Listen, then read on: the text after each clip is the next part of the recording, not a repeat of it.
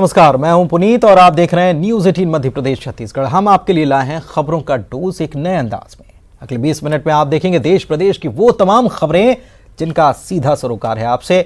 हर खबर अपने आप में मुकम्मल है, हर कहानी अपने आप में कंप्लीट है। संघर्ष की खबर, समाज की खबर, पहल की खबर, पीड़ा की कहानी, यानी कि आपके जज्बात से जुड़ा सब कुछ। तो शुरू करते हैं 20 मिनट 20 खबर।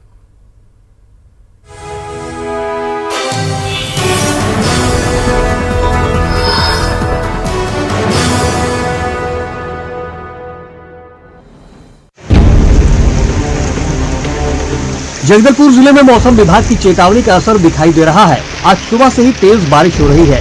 एक जैसी रफ्तार में सुबह से हो रही बारिश की वजह से जिले का जनजीवन अस्त व्यस्त हो गया है। बारिश के चलते लोग घरों में ही दुबके हुए हैं। सड़कों पर इक्का दुक्का लोगों की आवाजाही ही दिखाई दे रही है। बारिश की वजह से शहर के शहीद पार्क सहित कई इलाकों की मुख्य सड़कों पर 2 से 3 फीट पानी दिखाई दे रहा है। सड़क पर उठती लहरों से ऐसा लग रहा है जैसे सड़कें दरिया बन गई हों। आज सुबह से जिस रफ्तार में बारिश हो रही है, अगर वैसी बारिश लगातार जारी रही तो हालात बिगड़ भी सकते हैं। फिलहाल निचली बस्तियों समेत डूब वाले इलाकों में प्रशासन और नगर निगम निगरानी कर रहा है। साथ ही बाढ़ आपदा कंट्रोल रूम को भी अलर्ट मोड पर रखा गया है। विनोद कुशवाहा, न्यूज 18, जगदलपुर।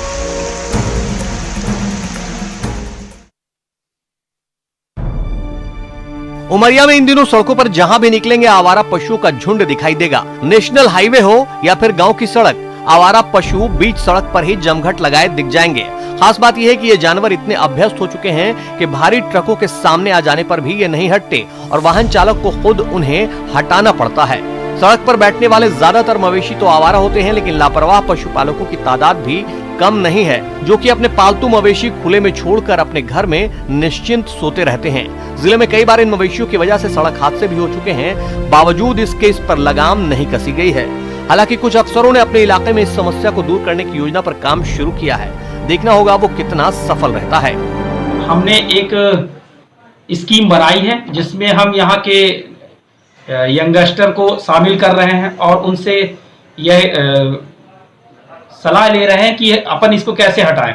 तो हमसे 2-3 लोगों ने बात की है कि अगर आप हमको ये निविदा पे दे दें तो हम अपने यानी अपने कैंपस में इनको रख लेंगे। विजेंद्र तिवारी, न्यूज 18, उमरिया। सूरजपुर जिले में हाथी और इंसानों के बीच टकराव की खबरें तो हमेशा सामने आती रहती हैं, लेकिन पिछले 3 दिनों से सूरजपुर जिले में वन विभाग और ग्रामीण आमने सामने हैं और इस टकराव की वजह भी हाथी ही है।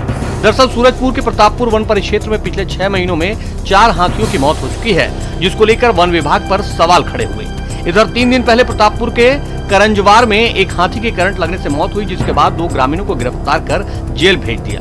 जिसके बाद एक बार फिर करंजवार गांव में दर्जन भर हाथियों का दल पहुंचा और जमकर उत्पात मचाया। कई एकड़ फसल को नुकसान भी पहुंचाया, जिसके बाद ग्रामीणों के आक्रोश का शिकार एक वन कर्मी को होना पड़ा। रात को गांव में पहुंचे वन कर्मी को ग्रामीणों ने खदेड़ दिया। दूसरे दिन ग्रामीणों ने रेंजर कार्यालय पहुंचकर भी हंगामा किया।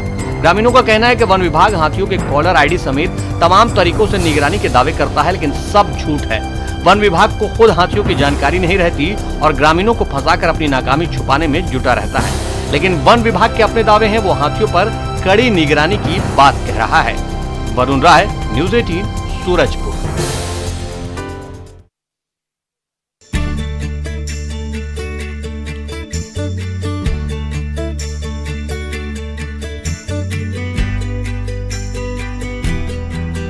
प्राकृतिक सौंदर्य के लिए यह है बलरामपुर जिले का समरापाट। कभी यहाँ लाल आतंक का गढ़ हुआ करता था, लेकिन सुरक्षा बलों की बदौलत अब यहाँ शांति है। प्राकृतिक संपदा से भरपूर क्षेत्र में बॉक्साइट निकलता है। यहाँ के किसान आलू और मक्के की खेती करते हैं, लेकिन इस बार सफेद कीटों ने इन्हें परेशान कर दिया है। कभी यहाँ के किसान आलू की फसल से 8 गुना तक मुनाफा कमाते थे, लेकिन इस बार सफेद कीट आलू की जड़ों को बर्बाद कर रहे हैं। कृषि विभाग के वैज्ञानिकों ने फसल का निरीक्षण किया। इनका कहना है कि ज्यादा बारिश की वजह से कीड़े मर नहीं रहे हैं। कभी आलू और मक्के की फसल से मालामाल हो रहे किसान इस बार परेशान हैं और अपनी आंखों से आलू की फसल बर्बाद होते देख रहे हैं। Prince Sinha, news 18, Balrampur.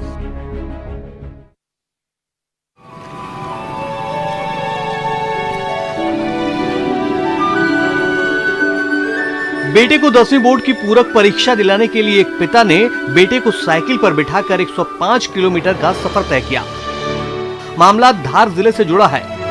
धार जिला मुख्यालय से 105 किलोमीटर दूर ग्राम बैडीपुरा के रहने वाले शुभाराम के बेटे आशीष को 10वीं बोर्ड की पूरक परीक्षा देनी थी। एग्जाम सेंटर धार में था। कोरोना के चलते बसें बंद है और इसके पास धार जाने के लिए दूसरा कोई साधन नहीं था, तो शुभाराम अपने बेटे आशीष को साइकिल पर बिठाकर धार के लिए निकल पड़े। परीक्षा से एक दिन पहले दोपहर को ये दोनों अपने गांव से निकले। इसके बाद मांडू में इन्होंने रात्रि विश्राम किया और सुबह मांडू से धार के लिए रवाना हुए और धार पहुंचकर परीक्षा दी। गरीबी के चलते ये धार के स्टेडियम में ही खुले आसमान के नीचे सो गए। कक्षा 10वीं में रुक जाना, मैं पेपर देने के लिए लाया उसको साइकिल पर बिठा के, पर इससे पैसे नहीं है तो क्या करे, साइकिल चलाए, कोई साधन नहीं है हमारे पास। हालांकि जिला शिक्षा अधिकारी से जब इस बारे में जानकारी हासिल की गई तो वो बात को घुमाते फिराते नजर आए। समस्या थी तो हमारे किसी शिक्षक से संपर्क कर सकता था, हमारे बीओ से संपर्क कर सकता था, मुझे फोन कर सकता था, हम उसकी बराबर मदद करते थे। लेकिन चूंकि बच्चे ने किसी को बोला नहीं, पिता ने किसी को बोला नहीं, तो और हमें हमारी जानकारी में नहीं कि बच्चे ने फॉर्म कहां से भरा, कैसे भरा। जिम्मेदारों का गैर जिम्मेदाराना रवैया अपनी जगह पर है, लेकिन एक पिता ने अपने बेटे के भविष्य के लिए जो जज्बा दिखाया है वो काबिले तारीफ है। नवीन मेहर, न्यूज़ 18, धार।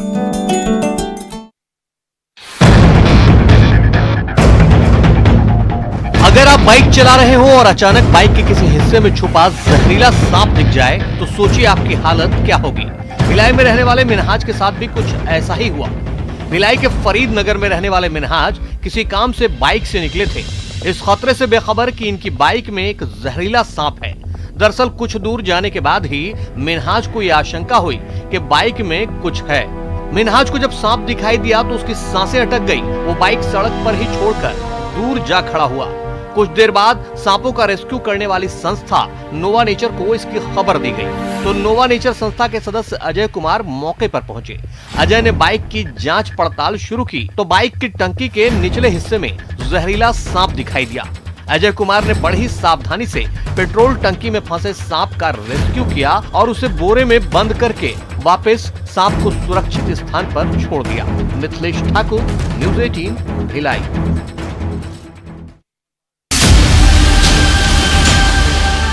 सीबीआई करेगी सुशांत सिंह राजपूत मामले की जांच।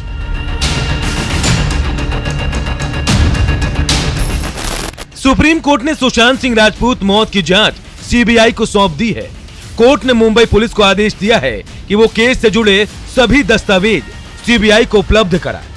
सुप्रीम कोर्ट पटना में दर्ज केस मुंबई ट्रांसफर करने के लिए एक्ट्रेस रिया चक्रवर्ती की याचिका पर सुनवाई कर रहा था। दो राज्यों के बीच उलझे इस मामले पर 11 अगस्त को सुनवाई पूरी हुई थी और फैसला सुरक्षित रखा गया था। सुशांत सिंह राजपूत 14 जून को मुंबई के अपने फ्लैट में मृत पाए गए थे। सुप्रीम कोर्ट के फैसले से पहले सुशांत की बहन श्वेता सिंह कीर्ति ने इंस्टाग्राम पर एक पोस्ट किया था। श्वेता ने महाभारत की एक तस्वीर को शेयर किया जिसमें भगवान श्री कृष्ण रथ चला रहे हैं और अर्जुन अपने धनुष को संभाले हुए हैं।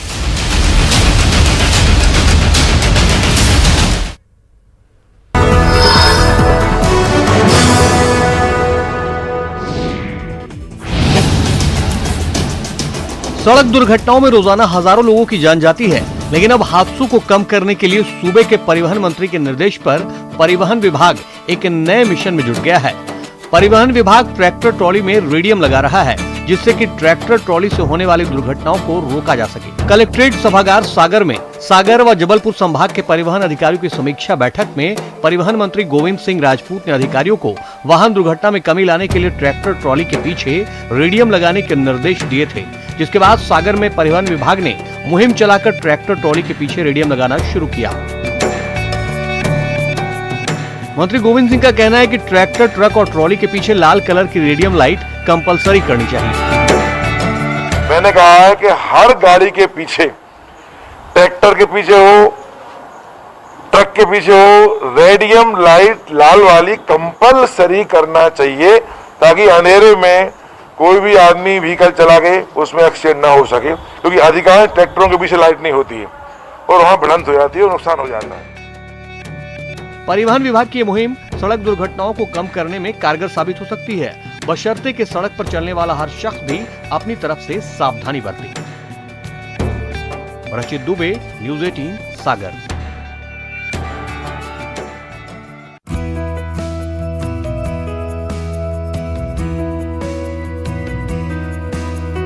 कान्हावाड़ी गांव में बनी ये वाटिका कई मायनों में खास है। वैदिक विज्ञान के नियमों का पालन करते हुए इस वाटिका को 27 नक्षत्रों, 22 राशियों और 9 ग्रहों से संबंधित पौधे से तैयार किया गया है। पौधों का रोपण दिशाओं को ध्यान में रखते हुए किया गया है। सौर मंडल के मुख्य सदस्य सूर्य से संबंधित अकोन के पौधे को लगाया गया है।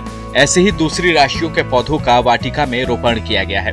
नराग्र वाटिका के जरिए आम लोगों को पर्यावरण की सुरक्षा के साथ साथ वैदिक विज्ञान से भी जोड़ने का लक्ष्य है। खास बात यह है कि वाटिका का निर्माण मनरेगा के तहत किया गया है। सीएम शिवराज ने वीडियो कॉन्फ्रेंसिंग के जरिए मनरेगा के मजदूरों से बात की। कार्यक्रम में सांसद के अलावे जिले के अधिकारियों ने हिस्सा लिया। नराग्र वाटिका में 100 मीटर लंबे एक्यूप्रेशर ट्रैक और 140 मीटर लंबे पाथवे का निर्माण भी किया गया है। सीएम ने मनरेगा के तहत दूसरे जिलों में भी ऐसी वाटिका के निर्माण शुरू कराने की बात कही है। ऋषु नायडू, न्यूज़ 18, बैतूल।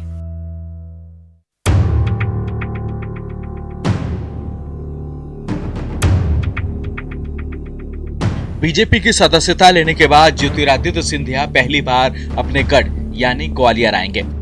22 अगस्त के सिंधिया के दौरे को लेकर मेगा शो की तैयारियां चल रही है। 22 अगस्त को महाराज के ग्वालियर पहुंचने पर भव्य स्वागत समारोह का आयोजन होगा। इस कार्यक्रम में सीएम शिवराज सिंह चौहान, केंद्रीय मंत्री नरेंद्र सिंह तोमर, बीजेपी प्रदेश अध्यक्ष वी.डी. शर्मा शामिल होंगे। कार्यक्रम के दौरान कांग्रेस के 10,000 कार्यकर्ता बीजेपी में शामिल होंगे। उधर सिंधिया के मेगा शो पर सियासत भी शुरू हो गई है। कांग्रेस का कहना है कि उपचुनाव में जनता बिकाऊ नेताओं को सबक सिखाएगी। ग्वालियर अंचल की 16 विधानसभा सीटों पर बीजेपी की नजर है। ग्वालियर चंबल संभाग पर सिंधिया के रसूख का फायदा चुनावों में मिल सके, इस लिहाज से धमाकेदार एंट्री का प्लान बनाया गया है। सुशील कौशिक, न्यूज़ 18, ग्वालियर।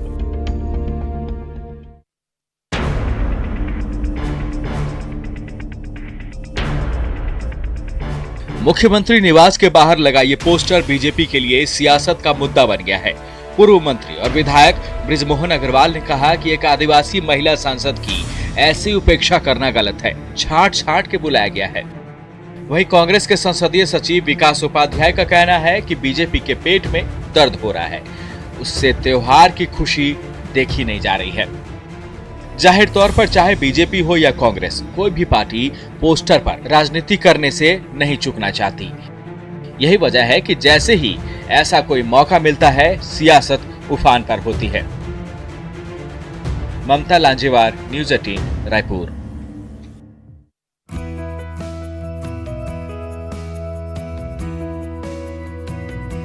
छत्तीसगढ़ सरकार ने प्रदेश की संस्कृति के अनुसार व्यंजन की शुरुआत राजधानी रायपुर में की थी, जिसके बाद प्रदेश के सभी जिलों में इस छत्तीसगढ़ी गढ़ कलेवा की शुरुआत की गई, ताकि नई पीढ़ी के लोग छत्तीसगढ़ी व्यंजन के बारे में जान सके, इसे खा सके और इसके स्वाद का आनंद उठा सके। कांकेर में चिला रोटी, पान पत्ता, रोटी गुजिया, आटसा बाड़ा सहित सभी पारंपरिक व्यंजन मिल रहे हैं। छत्तीसगढ़ के गढ़ कलेवा से खुश बीजेपी सांसद मोहन मंडावी भी प्रदेश सरकार की तारीफ कर रहे हैं। छत्तीसगढ़ में जो व्यंजन है, यहाँ पर साबू के बना हुआ है, तमाम जो चीज़ है यहाँ पर देखने को मिल रहा है। तमाम जो चीज़ है यहाँ पर लोग इसका लुत्फ उठा पाएंगे और यह जो छत्तीसगढ़ के जो व्यंजन कहा जाता था और वो प्राय विलुप्त हो गया था, लेकिन इस सरकार की अथक प्रयास के बाद अब इस गढ़ कलेवा के माध्यम से छत्तीसगढ़ को देसी अपना व्यंजन उपलब्ध हो पाएगा। जीवनानंद हलदार, न्यूज़ 18, छत्तीसगढ़, कांकेर। दान कर दी जीवन भर की जमा पूंजी। पीएम मोदी ने 5 अगस्त को राम मंदिर का शिलान्यास किया और इसके साथ ही मंदिर निर्माण की प्रक्रिया शुरू हो गई। हम आपको मिलवाते हैं एक ऐसे शख्स से जिनकी भगवान राम के प्रति अगाध श्रद्धा है। ये हैं प्रोफेसर डॉक्टर रणजीत कुमार सिंह। रणजीत जी पटना के एएन कॉलेज में प्रोफेसर थे। रिटायरमेंट के बाद पेंशन से जमा किए गए 25 लाख रुपए इन्होंने मंदिर निर्माण के लिए दान कर दिए।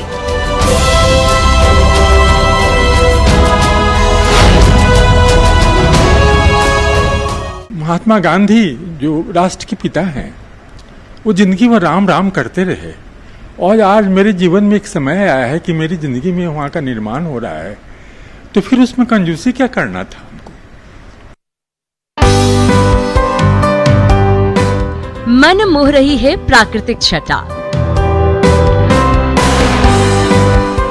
प्रकृति की नैसर्गिक सुंदरता, हरे भरे घने जंगल और मनोरम दृश्य किसका मन नहीं मोह लेंगे। जरा इन तस्वीरों को देखिए। अगस्त के महीने में ऐसी तस्वीरें देखकर आप कंफ्यूज हो जाएंगे, लेकिन चाईबासा की यही खासियत है। सारंडा क्षेत्र में इन दिनों कुहासा है, जो उत्तर भारत में अमूमन दिसंबर के महीने से देखने को मिलता है।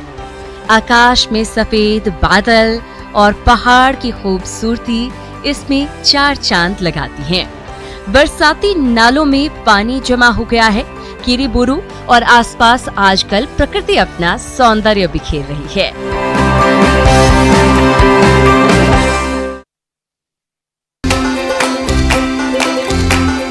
अब सेल्फ डॉल्फिन अभियान। पीएम मोदी ने 15 अगस्त को नमामि गंगे के तहत डॉल्फिन के संरक्षण की अपील की है। भागलपुर में बटेश्वर स्थान से लेकर सुल्तानगंज तक का गंगा का 60 किलोमीटर का क्षेत्र गांगई डॉल्फिन अभयारण्य घोषित है। पीएम की अपील के बाद डॉल्फिन अभयारण्य क्षेत्र के दिन बहुरने की संभावना है। पर्यावरणविदों को उम्मीद जगी है कि गांगई डॉल्फिन के साथ साथ गंगा में पाई जाने वाली जलीय जीव जंतुओं के संरक्षण को भी बल मिलेगी। और ये बड़ा ही जो लोग भी डॉल्फिन पे रिसर्च कर रहे हैं या जो डॉल्फिन को प्यार करते हैं, उनके लिए बड़ा सुखद समाचार है। और इस वक्त मध्य प्रदेश